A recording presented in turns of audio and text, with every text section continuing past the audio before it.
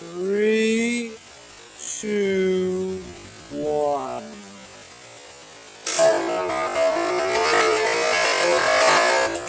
Holy cow! Hey guys, how you doing? It's Henry at Mowers and Blowers. Today's the day that I am doing a piston replacement. It's a pain in the ass. I've taken that engine apart twice. Once to see what's up, right? And it was a broken connecting rod. And then the second time was because I forgot to put the tappets back in. So this will be the third time I'm taking this apart. What I'm going to do today is replace the piston and rings, which is what I think is causing this engine to smoke. That the rings were just not good enough. In other words, they were too springy. You know what I mean? I could compress it with my fingers to get the piston in, and so it should be, the tension should be outward on the rings so that it keeps the oil from going out. That's what I think. So I spent about 20 bucks on a used pair of a piston and rings. So that's what I'm going to do today. And it's not exactly the cleanest thing to do, you know. It's oily, it's dirty, and it's all kinds of things. But let me put my dirty clothes on and let's get to it.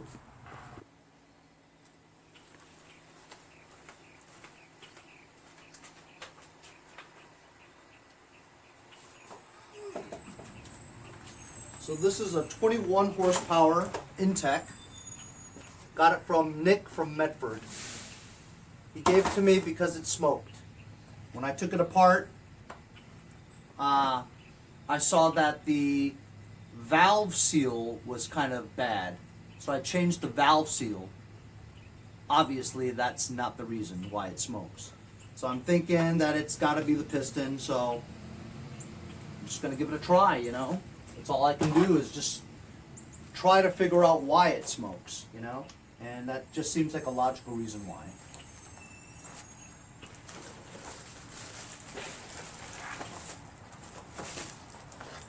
I ordered this piston on eBay. It was $20.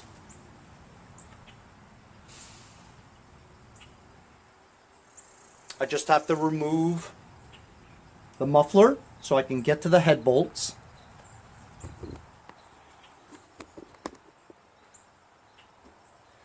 I have to remove the muffler to get to the head bolts, remove the head, right? Flip it upside down, take the sump cover off, loosen up the 2 bolts that hold the connecting rod to the crankshaft, push the piston out, or like they say in Canada, out. Replace it with this. Find a way to compress these rings to get it in there. I might try to use an oil filter wrench from a car. That might work. I'm going to first try to use my fingers too, and maybe some screwdrivers, but these rings seem a lot more stiff than the ones that I have in there, so I think maybe that might be the reason. But definitely have to remove the muffler because you can't get to those head bolts without taking it off. So I don't really think I put the muffler on very tight last time because it's barely on here. It moves too. I'm surprised it didn't make a racket when I had this thing running, you know. The engine does run, don't get me wrong. And actually for a while in the beginning it didn't really smoke. It was just after I ran it for a while when it started to smoke, which makes sense because when you run it for a while the oil gets very hot and thin, and when the oil gets thin it can seep through any kind of openings, you know.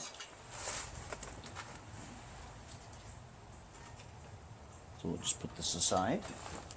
Remember where I put it, right? I don't think I took the spark plug out last time, but here are the bolts. There's probably 9 or 10 of these things. Let me get my impact out. To get a better angle, I'm going to have to put this on its back.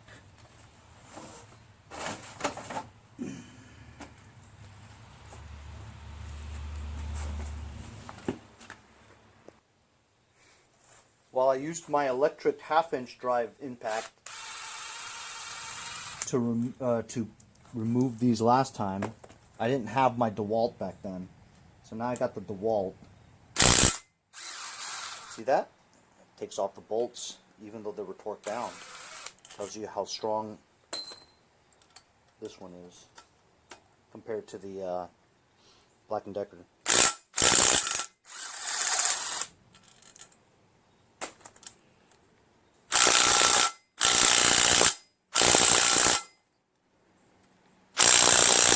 Well, most of them will come off.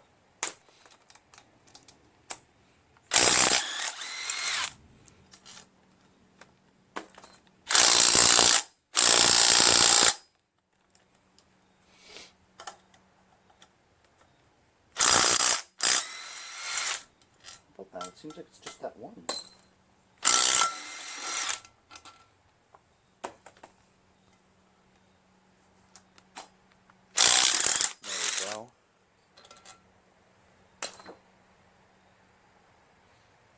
That the carburetor's gone already. I didn't know that. There you go.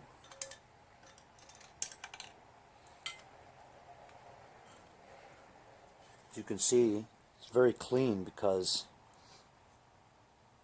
I've already done this before, right? And yes, I'm gonna need a new head gasket, which is a shame.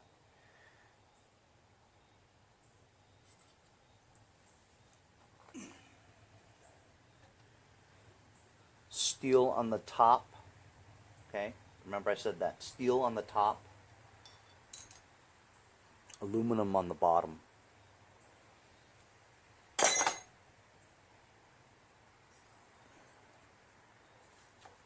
Huh.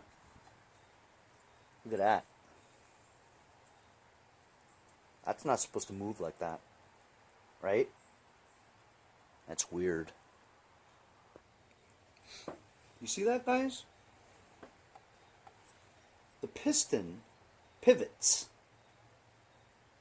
That tells you that the rings are very, very loose. Very loose. And that's good because that's probably that. I mean, that makes sense. That this is the issue, is that you're not supposed to be able to use your fingers and pivot it like this. There's so much movement in this, you know.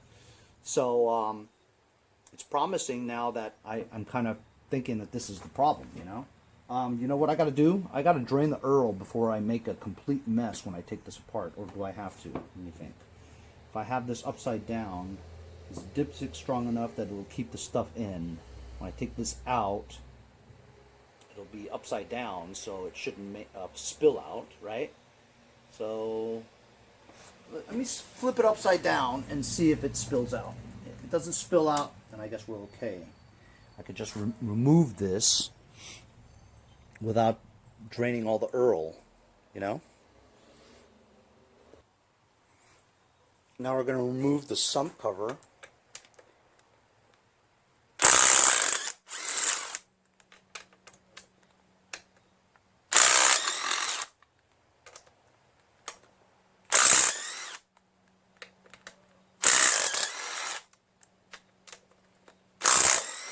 There were 8 head bolts, and there were 3/8. These are 1/2 inch.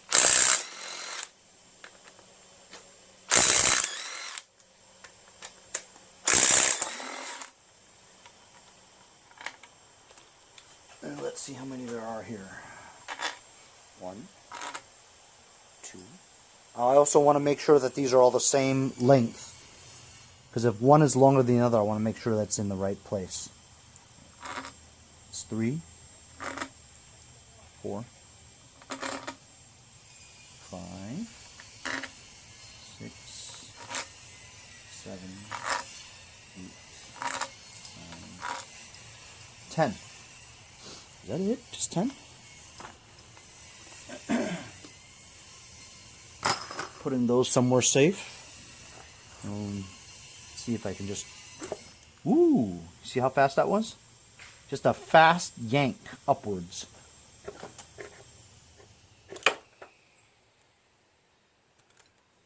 And there goes the gasket. It's another shame because it's another $10. You know what I mean?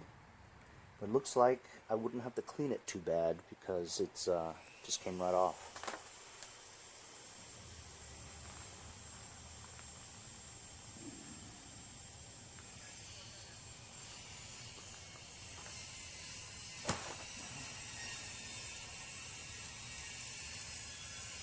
Everything looks in order.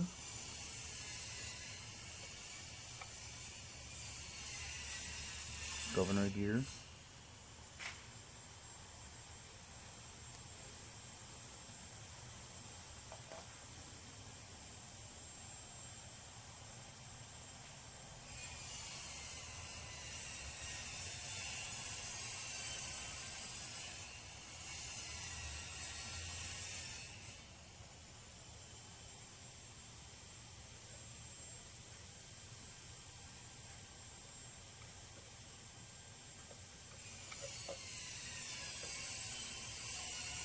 Camshaft.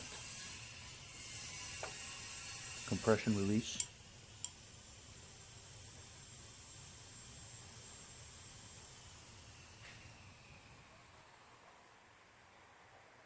Everything looks copacetic. I'm going to have to do an oil change later anyway because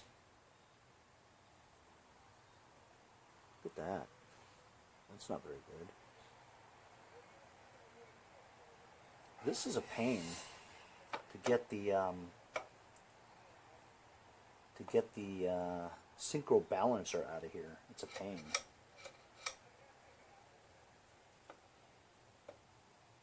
Maybe I can do it without taking out the synchro. Yeah, I think I could reach the connecting rod bolts without doing that.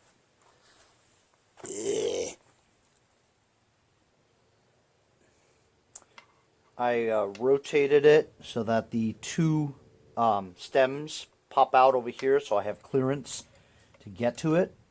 I'm using this Torx wrench, and I've loosened it, which is good news. So I'm just going to slowly loosen these.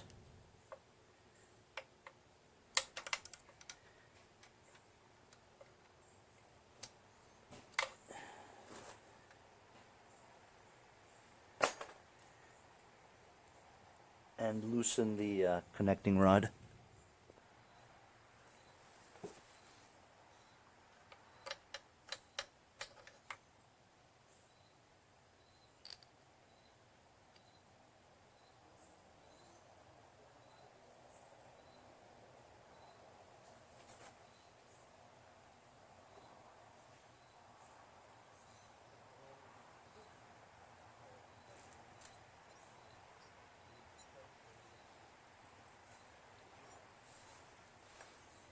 Won't come off of the journal, so I'm going to rotate it.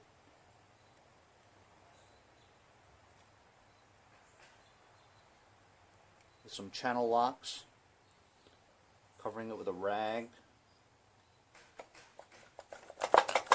There we go. It's free. It's free! That's right, free.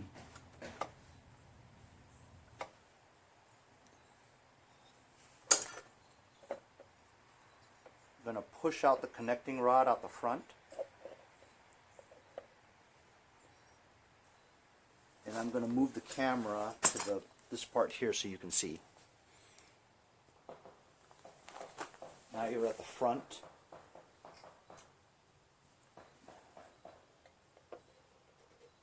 See, I can easily move this, which, you know, you're supposed to, but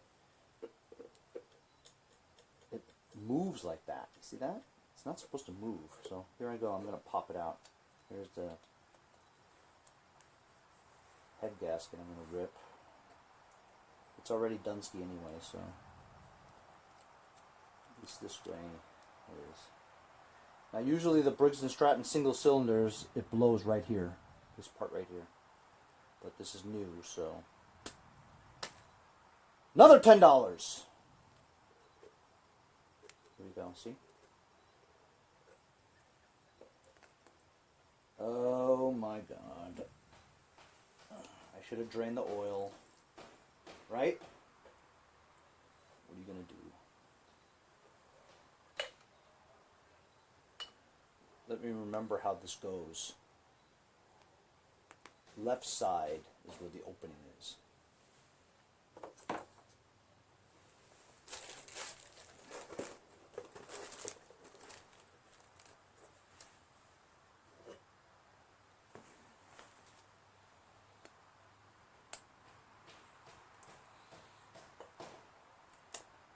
I don't know. Is it the rings? Should it? Was it for it to pivot like that? Is that normal? I don't think it is.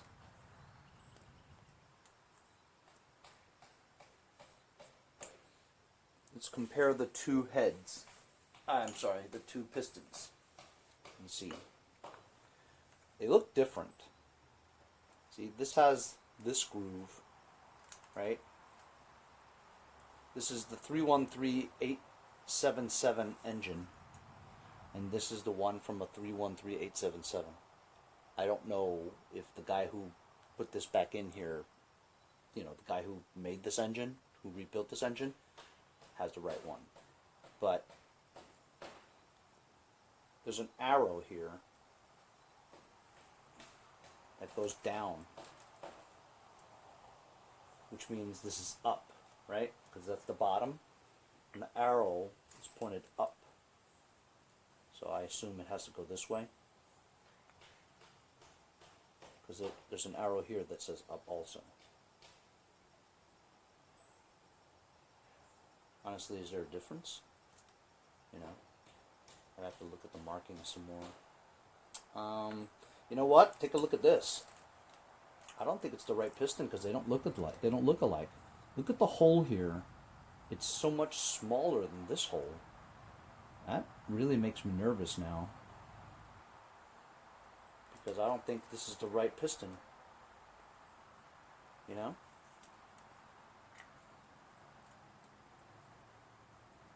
It's the same size.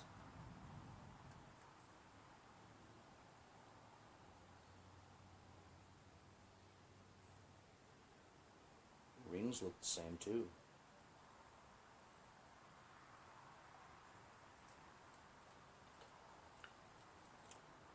Well, you know what? I'm going to try this one because this is from a 313877 engine. Now, whether or not this connecting rod will fit this is another story, right? Because it doesn't look like they're the same. The hole's different. Maybe this connecting rod won't fit.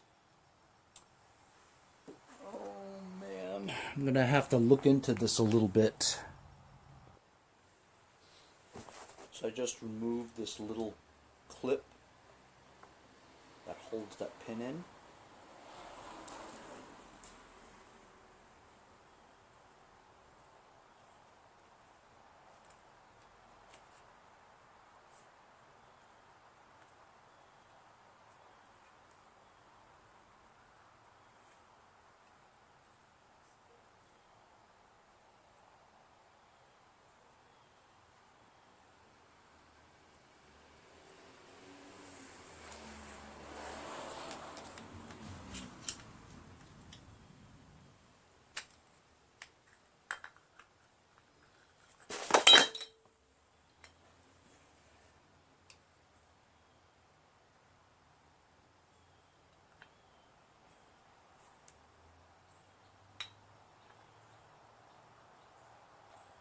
This is pointed down, which is up.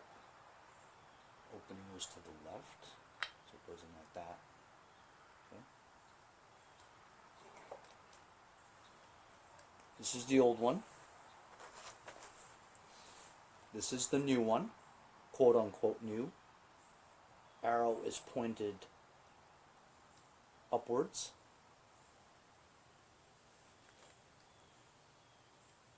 Opening goes to the left.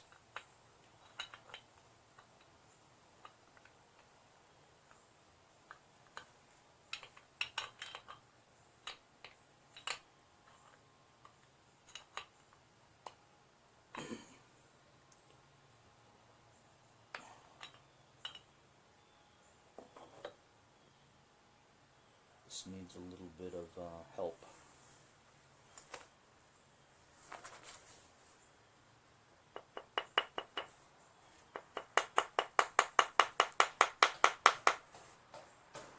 Okay.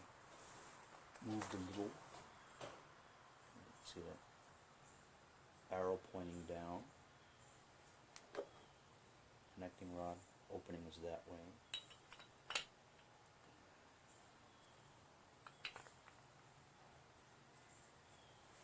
That one was lubricated with oil. This one hasn't been, so it's going to take a bit. Just tap it lightly.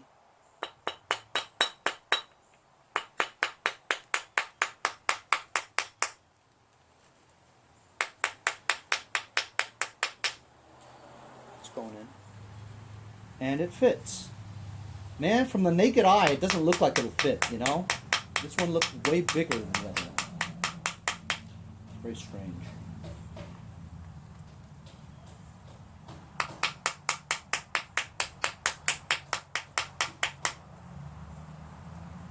It's going in. Albeit kind of difficult to get in, but if there's no wobble like the other one, I'll be happy about it. And I'm going to slowly bang this in, okay?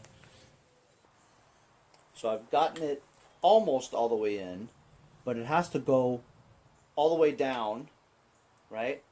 So that I have room to stick that pin back in there. The round thing, which now I just lost. I'll find it. You know, I've got this 14mm socket. I'm just going to hold it here and tap lightly with this screwdriver and just tap it in. Yes, I know. Hey, Henry, you need a vise. I do have a vice. I like sports gambling. I like chocolate cake.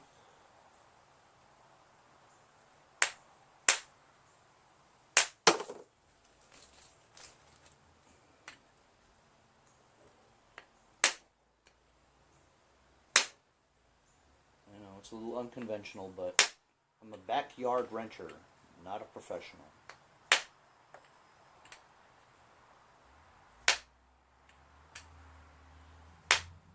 Hey, most people are not professionals.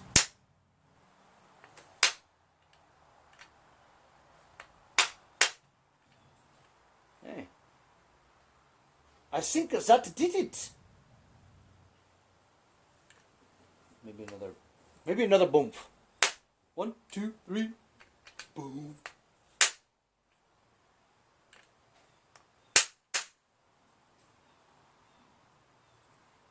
As long as I can get the pin in, not pin, ring.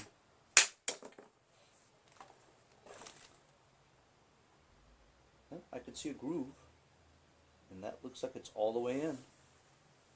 Good job!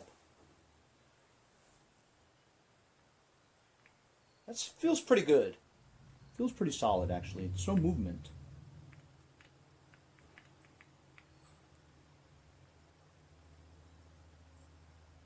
Alright, let me find that pin and channel it through that groove. That's right.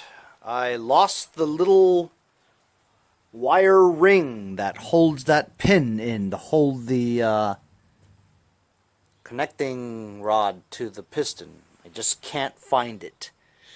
Son of a... Alright, well, I finally found it. Took some doing, but I did. I found it. So, I put the pin in, right? So now it's secured in there. So what I'm going to do now is, what I did was, you see the opening here? This is the opening to the oil ring, right? I put the top opening on the other side. Where is it?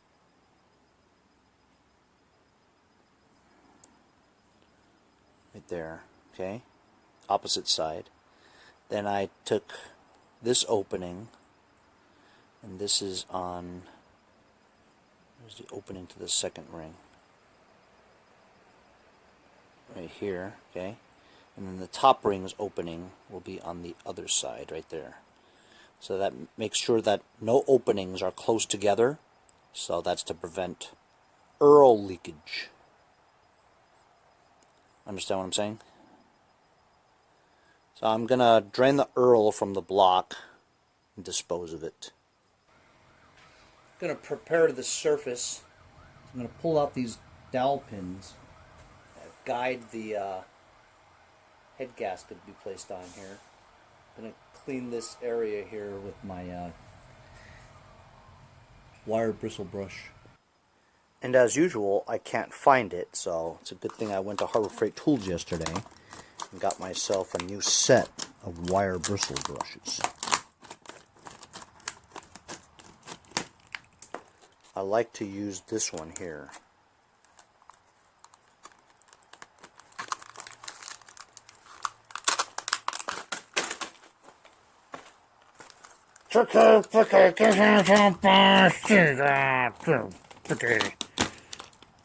This looks good.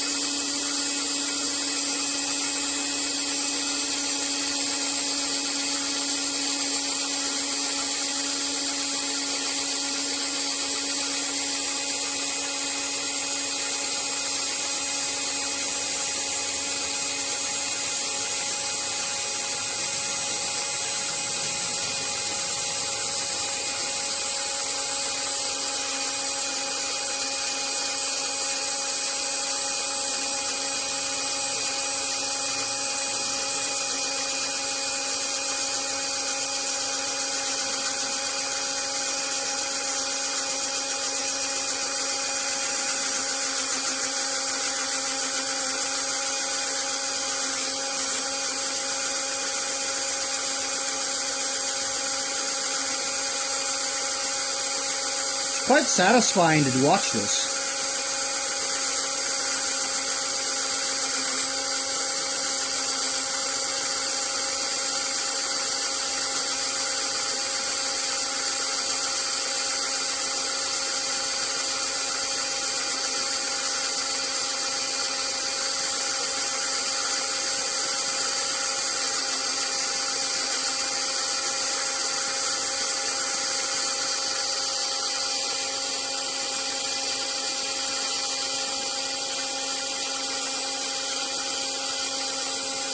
This area here is the important part. This has got to be really clean. So this is where all the head gaskets always blow, right here.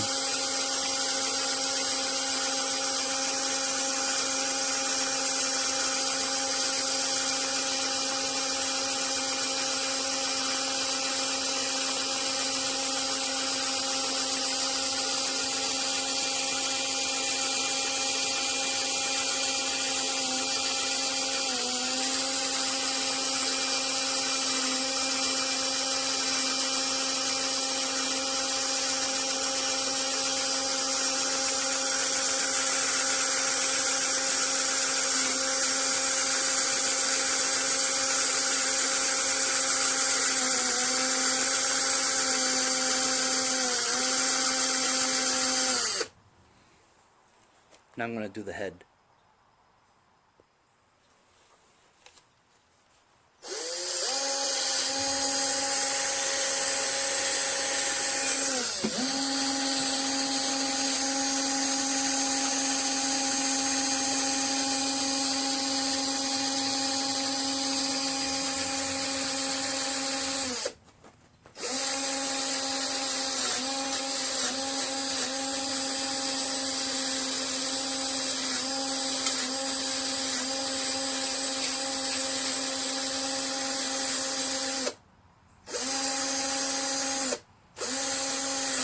Pretty abrasive, huh?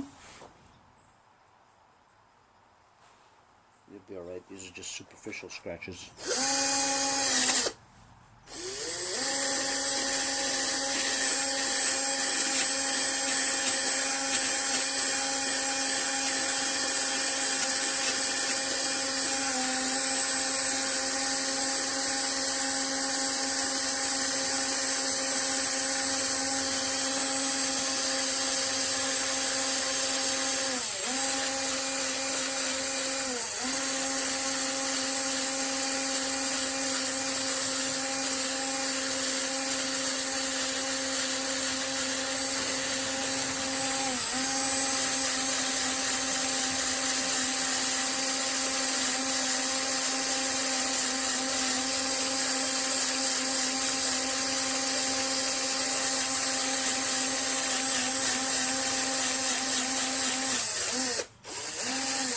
because this is new too.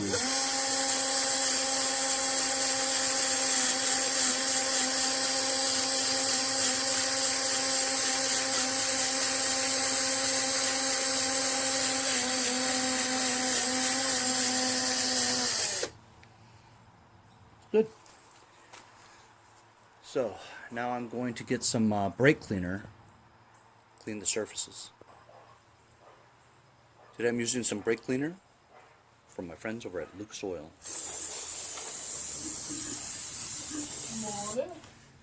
How you doing, Quinn? There's just so much preparation when it's building an engine, you know. I'm not obviously doing a full rebuild, but I mean essentially it's a rebuild, you know. Still got to prep it the same way as if you rebuilt the engine, you know. Parts are coming off just like you're rebuilding an engine. This is the second rebuild of this engine, and, you know, look, if this doesn't run right, you know, if this still smokes, then I don't know what it is, you know. Everything's got to be super squeaky clean. Even the smallest morsel of a chipped, chip of, you know, a shred of metal gets into the cylinder, it'll score it badly. So look, now I've got this valve cover on the head, and once you take it off, obviously you've got to redo the valves anyway, you know. So I'm going to have to remove the valve cover and prep that surface also. 4 3/8.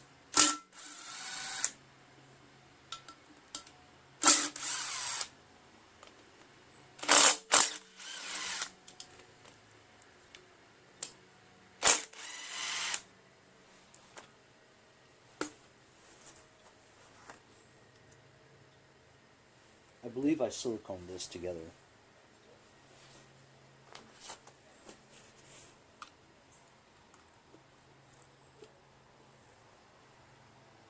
Did a good job too. Nice and smooth.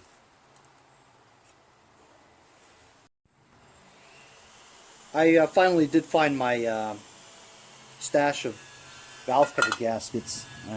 From my last video, I needed one to do, and I just couldn't find them. But while looking for something else, I found them, so that's good.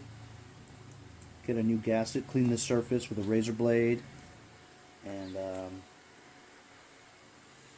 replace a brand new gasket after we put the head on.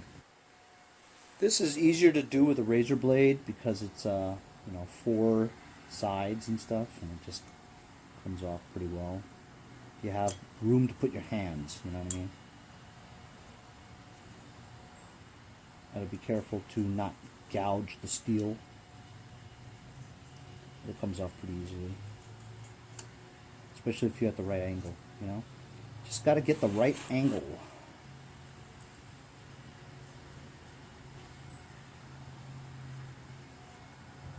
Always keep your fingers away from which direction you're going. The razor blade will take a finger right off.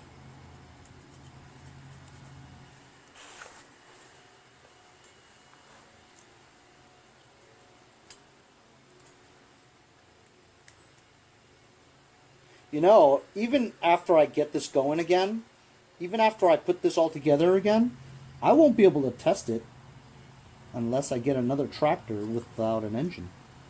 And you know me, I always get tractors without engines.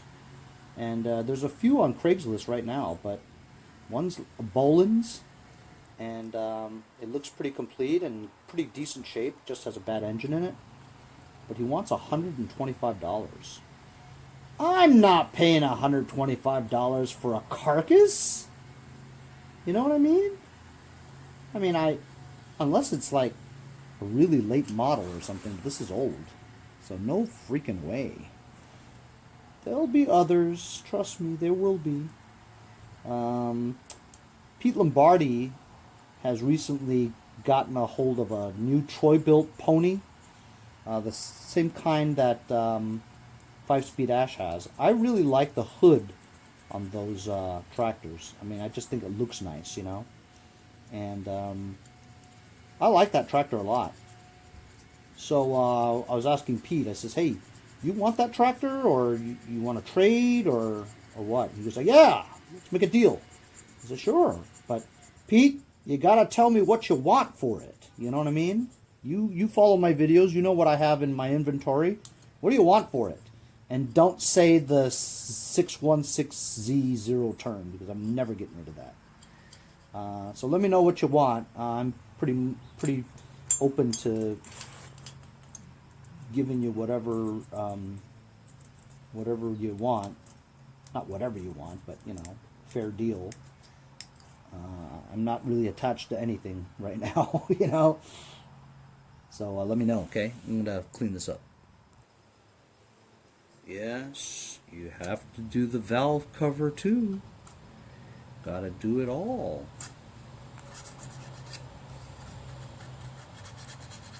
That's why when I always say, oh man, I gotta take the engine apart and switch a piston, people will say, oh, come on, that's easy. All right, it may be easy if you know what you're doing, right? But it's still a process. So many surfaces you gotta clean after you take it apart, you know? It is kind of fun though, you know what I'm saying? Because it helps you understand how an engine works. And so once you know how an engine works, it does make it easy in terms of steps to putting it together, you know, what it requires. The more you do, the more you can just look at an engine and go, oh, it needs this, it needs that, you know, it's not going to run without this, and that has to be just perfect, you know, and, you know, you understand it, and it's fun to kind of teach yourself, you know, each and every time you do it. And you get better at it just with everything, with practice, you know. Maybe a year and a half, 2 years ago, if you would have told me that I would be taking apart engines and rebuilding them, no way would I have thought that would be true. Because, you know, I started off just flipping lawnmowers, you know what I mean? And I never really, you know, took an engine apart. I just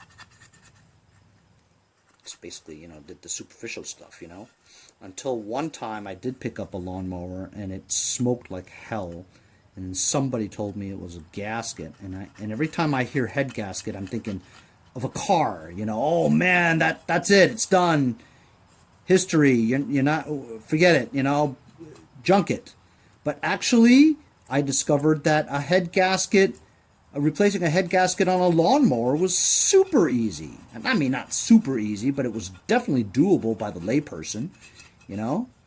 And I didn't think it was, and I thought it was going to be expensive, but in fact, a head gasket was like $5 or $10, you know. So when I first replaced a head gasket on a push mower, I was really proud of myself. I'm like, wow, this thing runs great. Doesn't smoke anymore. Man, there may be something to this, you know. It was pretty easy. And honestly, if you know what you're doing, flipping lawnmowers and small engine stuff is an easy hobby. I mean, I know I call it a hobby, and I make some pretty good side coin for it, which just makes it fun because you use the side coin and you buy some more stuff.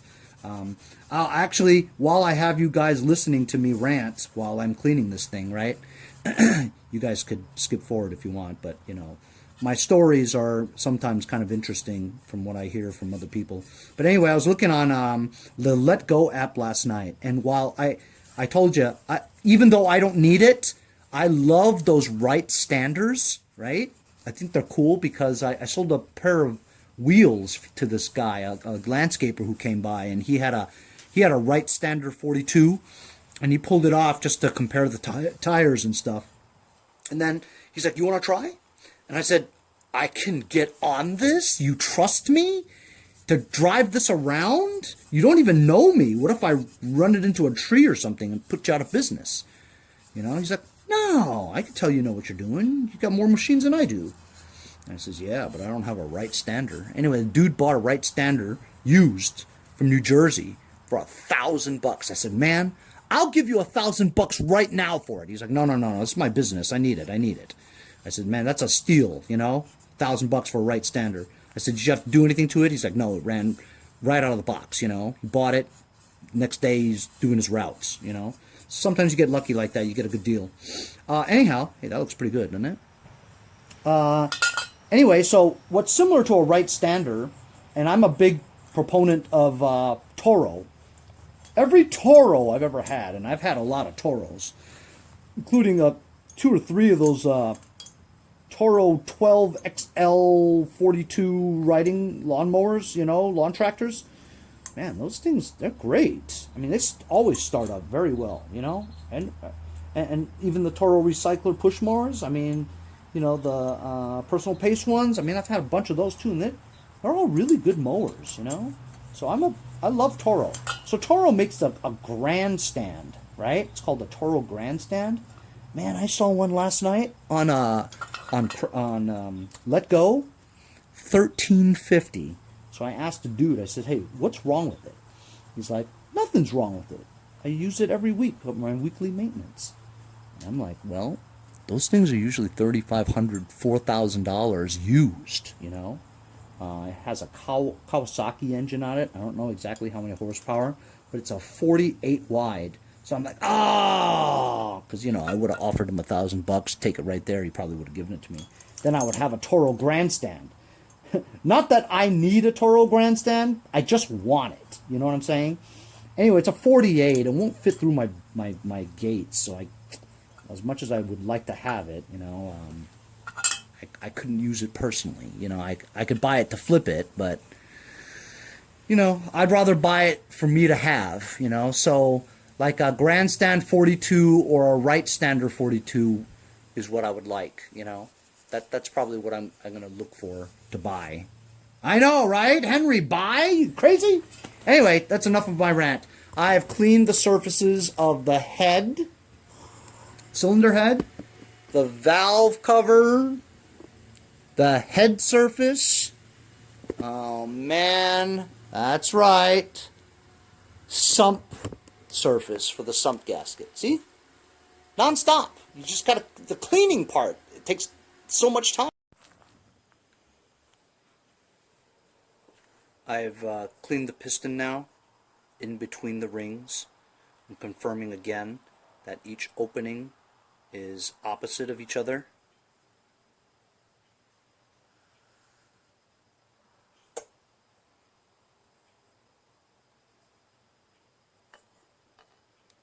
There's one opening there for the oil part.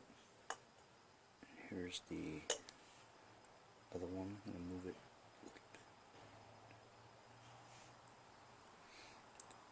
This part goes to the left, like that. Arrow pointing upwards of the engine.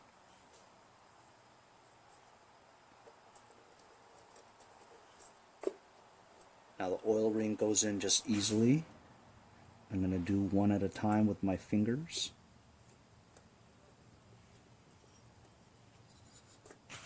Is it supposed to be so easy to do? Well, I haven't done it yet, but it appears that I could just grip it with my fingers and just push it in.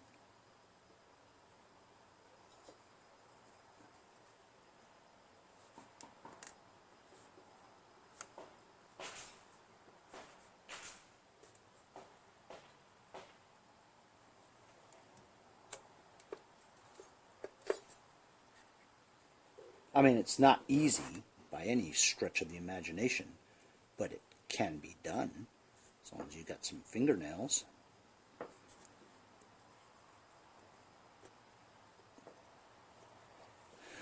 This one's a little more difficult than the last one, so I think maybe these rings are better. I can't exactly do it. Who says you need a compression tool? I've always done it this way. My fingers went right in.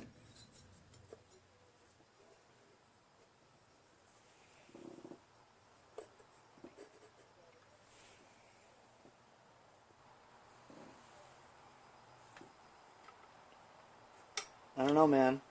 It worries me that I've put them in with my fingers, both pistons, you know? So some of you guys told me that there's no way you can put it in with your fingers, but I mean, that's how I've always done it, you know, and I never had a problem. These rings are a little bit higher in tension, if you will, but you know, as long as you grip it like that and push it in while pushing that in, right? Gripping one side and pushing in the other ones, it'll go in. And it did. So I'm going to finagle my way into attaching this part here to the connecting rod. Before I put this end in, I'm going to use some high performance assembly lube from my friends over at Lucas Oil Products.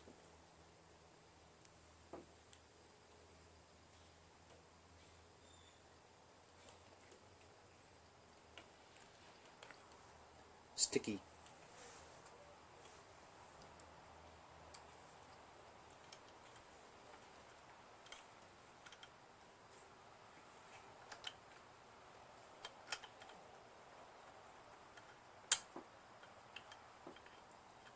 Octopus fingers. So I just tightened down the connecting rod to the crankshaft. I put it on its back over here so I can rotate it.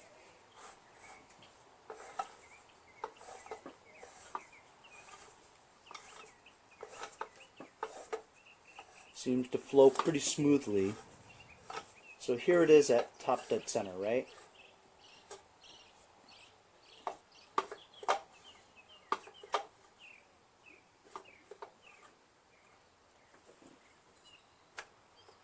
Is that normal? It's doing the same thing as the other one.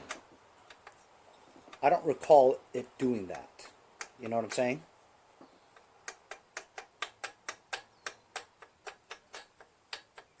Is there supposed to be that kind of play here? Because I don't recall ever rebuilding an engine and it did that. This is the same issue as the other one, the first one, you know? Is there supposed to be that kind of play?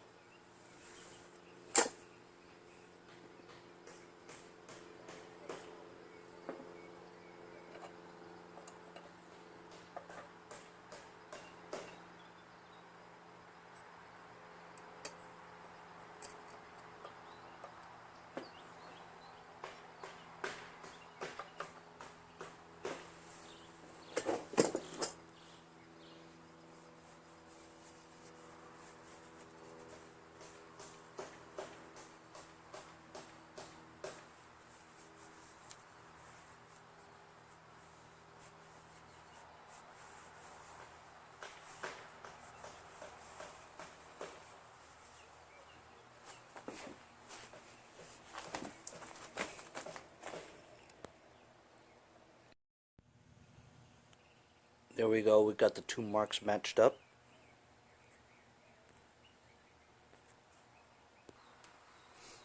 Governor gear goes on just like that and sits on top of this thing. Or do I have that upside down? Nope, has to be that way. Can't screw that up. There you go.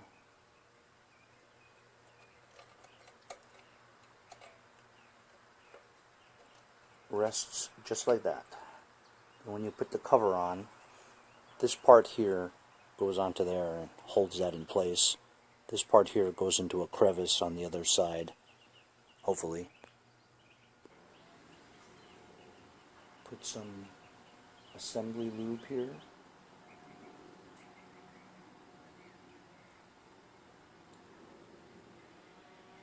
Assembly lube around the gears.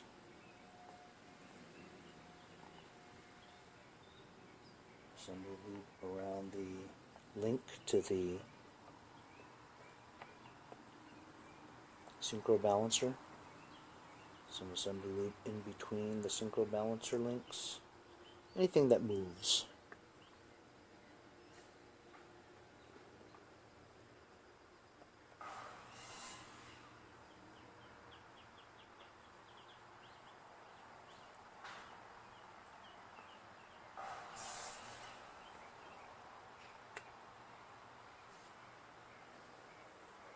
Man, this stuff's sticky.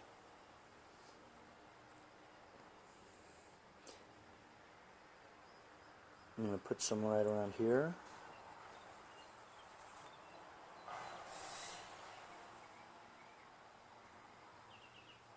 Seal.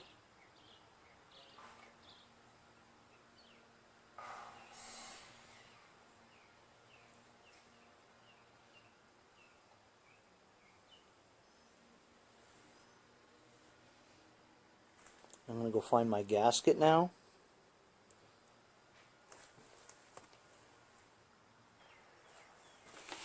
Got my gasket kit that I ordered a while back. This was only $10 or $11, something like that. Comes with the gasket for the sump. Comes with the head gasket, as well as the valve cover gasket. So that comes with everything. It also comes with seals, but looks like my seals.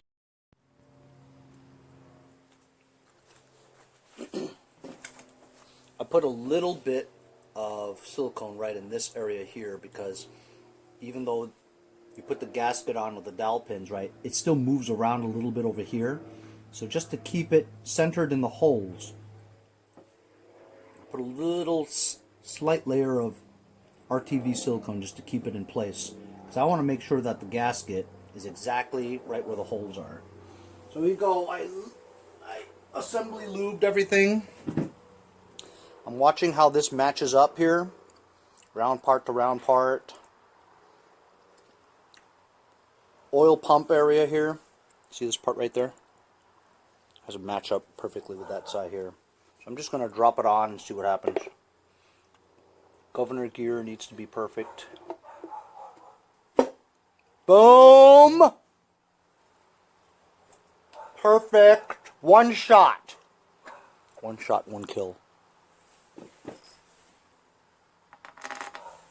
So we got the sump bolts going in here.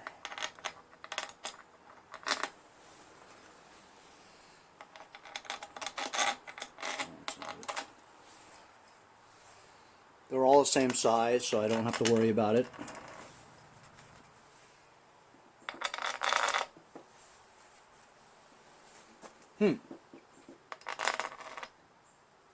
Oh, that's not it. Neither is this one. There.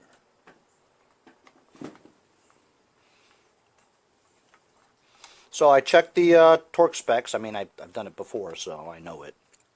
It's 220 for this model. And by the way, I was wrong before. It's not 313.877. It's 331.877. Whatever, you guys know what I mean. Anyway, so it's 220 inch-pounds, for this model engine, and you convert that to foot-pounds, which is what my half-inch drive torque wrench is. So I'm going to set it to, the conversion is 220 inch-pounds becomes 18.87 foot-pounds. So I'm going to first just tighten these down with my impact. The impact does not torque them down to that strong of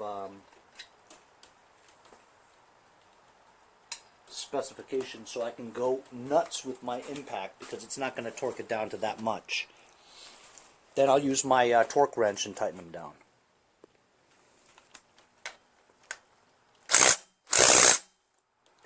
In a cross pattern,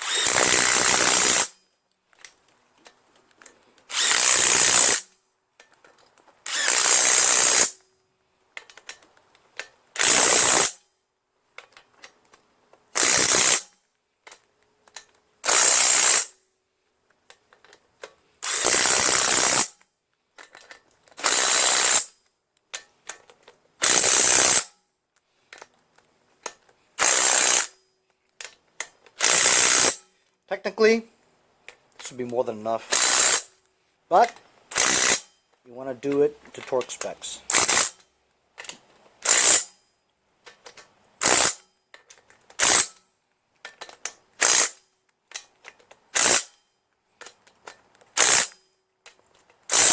That's pretty damn tight already, I'm sure, but let's check one anyway. I have my torque wrench set to 18.87 foot-pounds. We'll just try this one.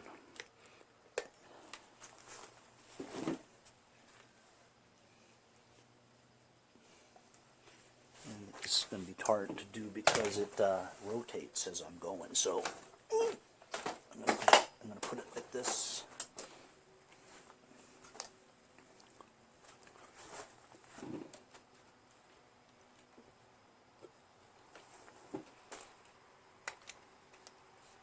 Go. See? It's at 18.7. 18.87.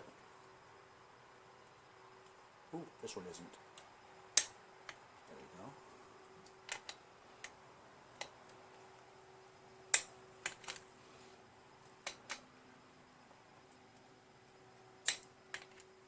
So it just needed a little bit. It was pretty close. Some of them are already there.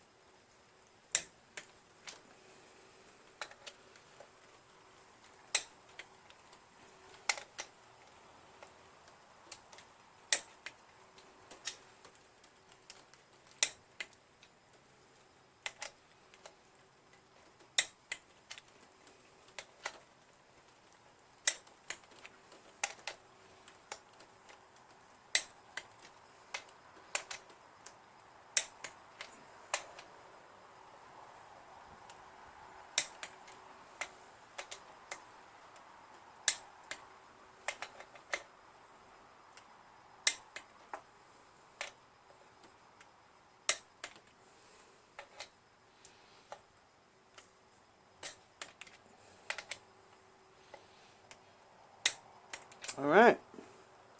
Dunsky. So our sump cover is back on here. We rotate this so that we got the head sticking out. The head sticking out? What the hell? So now that we got the head sticking out, we're gonna put the head on. I changed my mind. I put it back upright again because it didn't make any sense. It's a lot easier to put it on this way, flat, than it was the other way.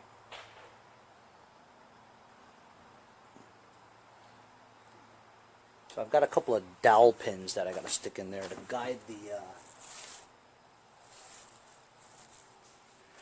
gasket.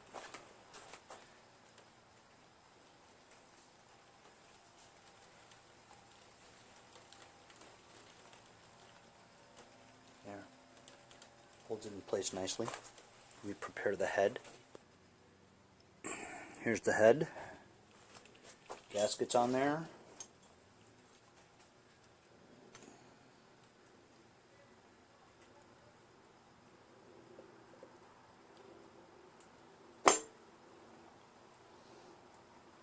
Perfect. We get the head bolts. These are also the same size. And these are surprisingly 3/8. 2, 4, 5, 6, 7, 8. These are 3/8, and I'm just going to do what I did before.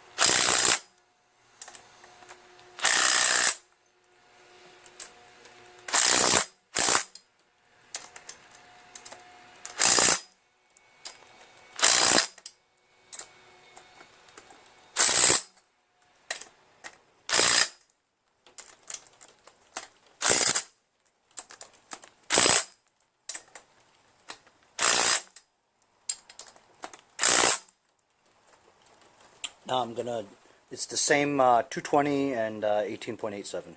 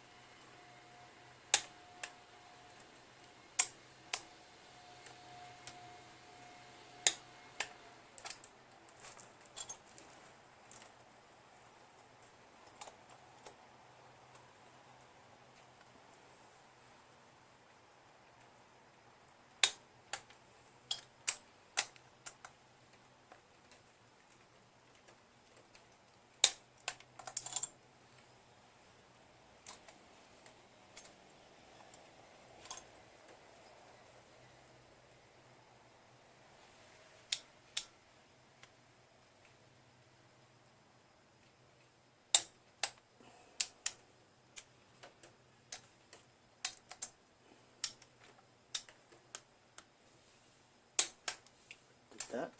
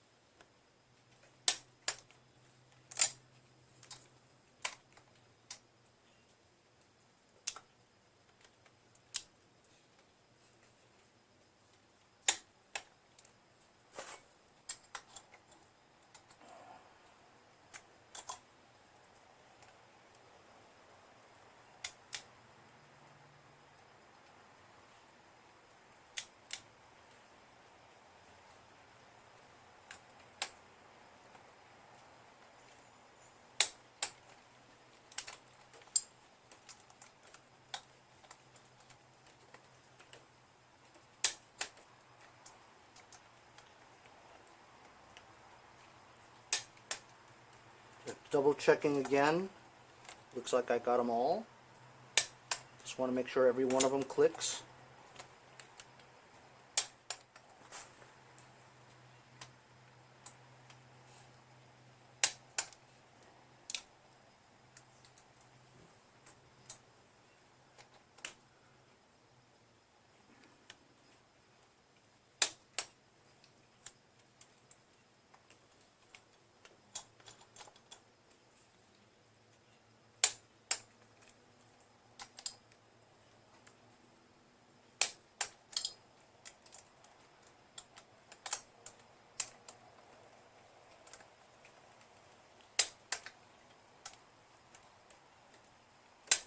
There we go. As some of you have told me to do, when you're done with it, right, release it back to 0 again so that the spring isn't under pressure during all that time that you're storing it. I neglected to do that a few times, but thanks to you guys, I'm doing it now. Okay, so the rods.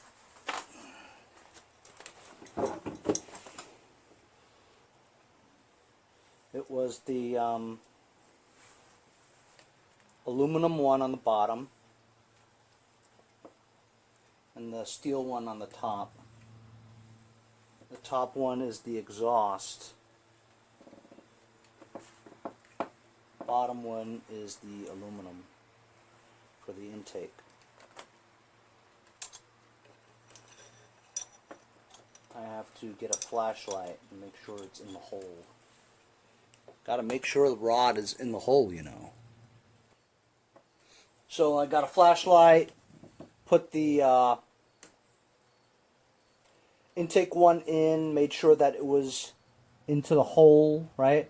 Then I held it, turned the flywheel until this thing was open, so that I just pushed the spring in with my hands while I'm turning it, and got it both to click. Did the same thing for the exhaust one. And now we're going to put it to top dead center. We're going to do the valves. So let's open.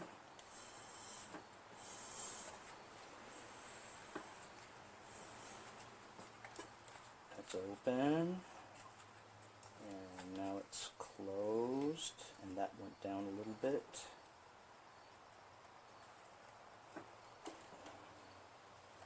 That should be top dead center. No, it's not. Compression stroke. There we go. Wow.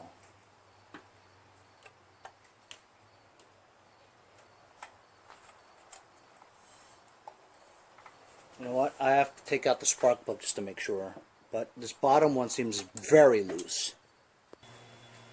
Okay, so sticking a screwdriver in here, the very top, right? If you move in the flywheel, it goes back down, right? Now it goes back up. At the very top, you could feel it. It stops for a brief moment on the compression stroke. And then it goes back down again. Once it stops there, you can feel it. there.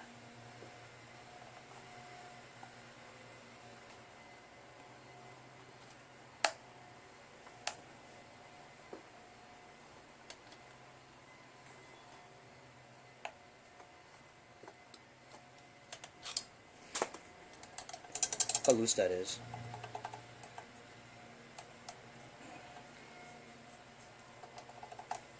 Intake is 4, exhaust is 6.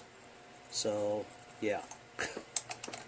I mean, it was good before I took the head off, but you know, the amount of torquing of the bolts, it just makes it different, you know.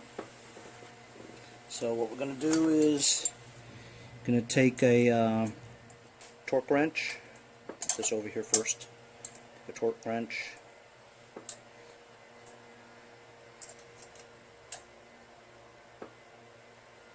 loosen it like that, right?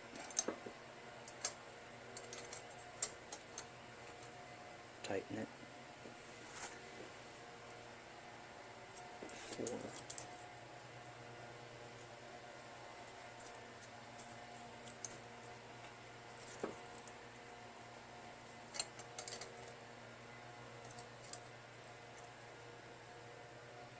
Man, that's turning it a lot, man.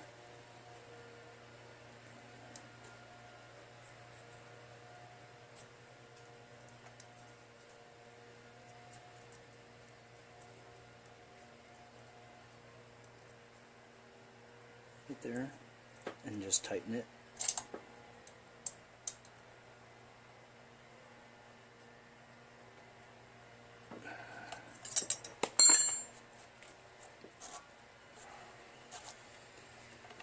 You know what? I think I know why it's so loose. It's because I'm missing one of these things. I'm missing the little thing. The, what do you call it? The cap. That's why. I thought it was just way too loose. You know, I gotta find that damn cap now. I am so damn lucky. I walk over there and I find it on the floor. Right there, clear as day. I didn't want to be like a Musty One video where he's just adjusting something and he turns out that he tears the whole engine apart because this little cap fell down the hole, you know? So he took the whole engine apart just to find the cap. I didn't want to do that, so I'm glad that I found it. So I'm going to loosen this up again, put the cap back on. That's why it was so loose. So there you go. 6, 4, 6. This one's a little tight, but it's okay. 4.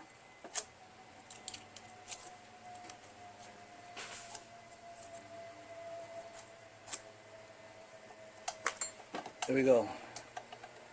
Valves are adjusted. Just put it on its back again, just so that this is facing upwards.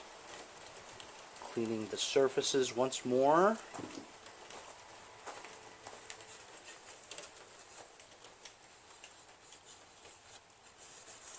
Nice new valve cover, nice and clean. You know, guys, I don't really have high confidence this will work after all, because that piston moving like that, I just don't get it. Valve cover gasket goes right there. That's the bottom. Overhead valve words are upright. Line it up. You can put RTV on both sides if you want. I don't want to. 4 3/8 bolts.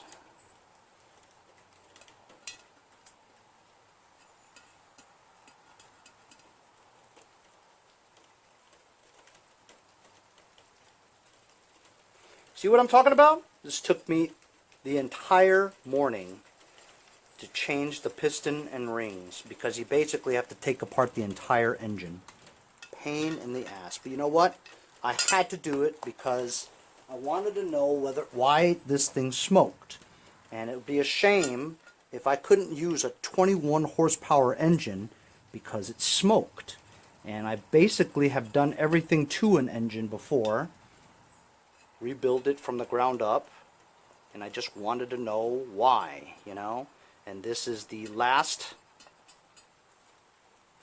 I guess the last thing that I could think of is this. So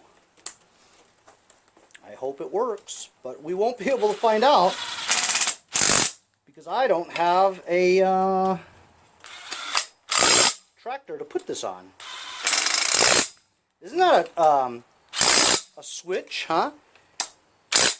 Just about 6 months ago, I had 7 or 8 tractors without engines.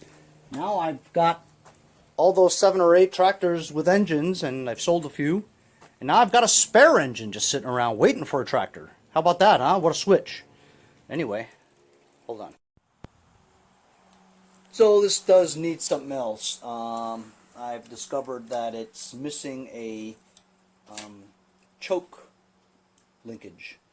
And I'm not 100% sure if this is the right linkage or not, you know. But I have this Nicky 6 copy, brand new.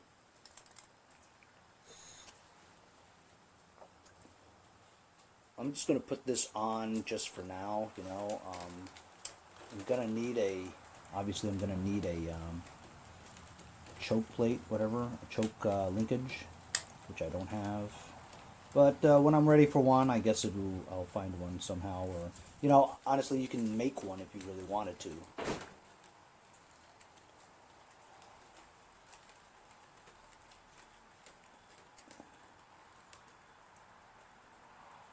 Good gasket.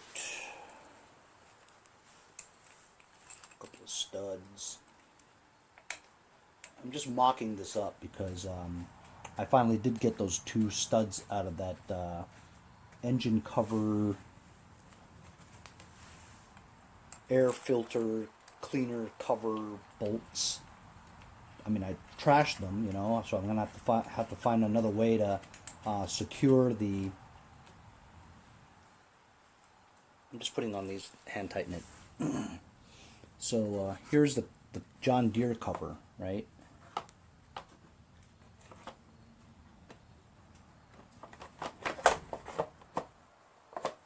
On like that.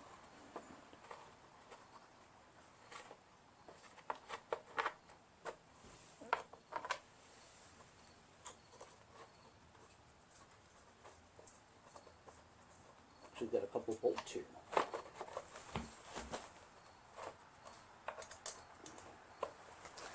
And this bolt actually holds the dipstick as well. Cletus, you dipstick.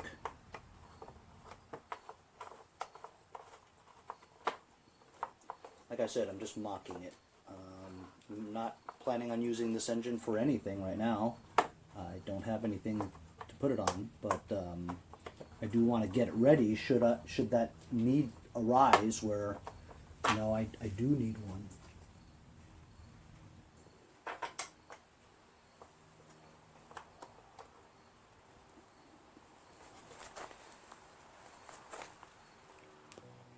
So this kind of cover requires one of these U-turn ones.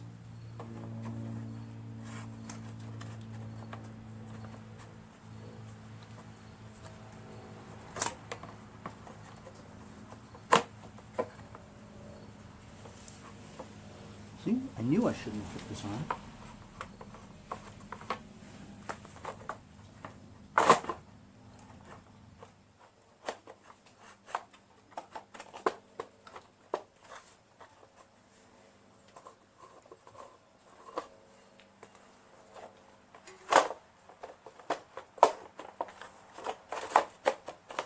Like that, see? So that's how it goes. And then the filter goes on like here.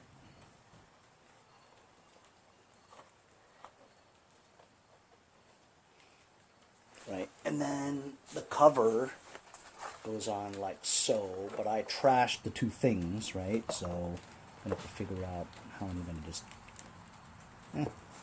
find something to just nail it down or something. So, you know, so I need a choke linkage. I need to kind of fix this thing. I need the fuel line and need the choke linkage. Other than that, man, this engine is ready to test. We don't know if it works yet, but you know, it's it seems like it's good, you know what I mean? It's got a new piston and rings, right? And the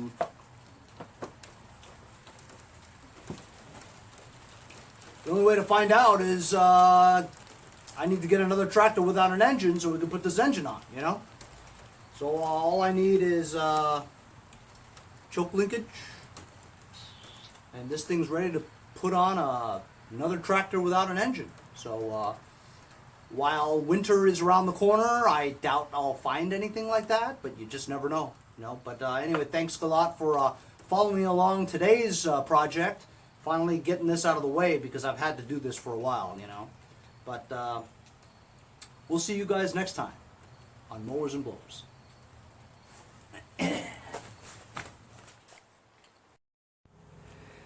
Because we have no idea how long it'll be before I actually get a tractor without an engine, I don't want this to sit here with minimal lubrication because of moisture and stuff. While it does have some oil residue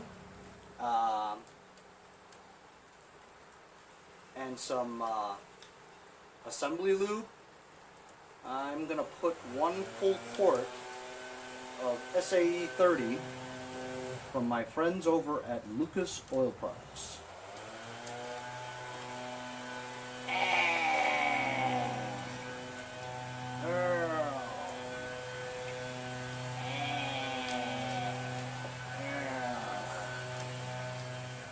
Lubricates the joints.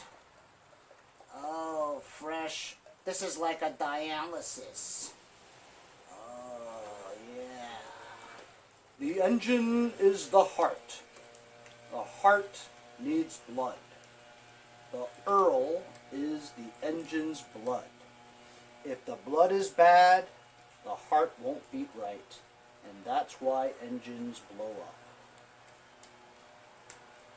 So go to your local auto parts store and only look for the Lucas Oil Shield. Lucas Oil. See you guys next time on Mowers and Blowers. See you guys next time on Mowers and Blowers. Yeah.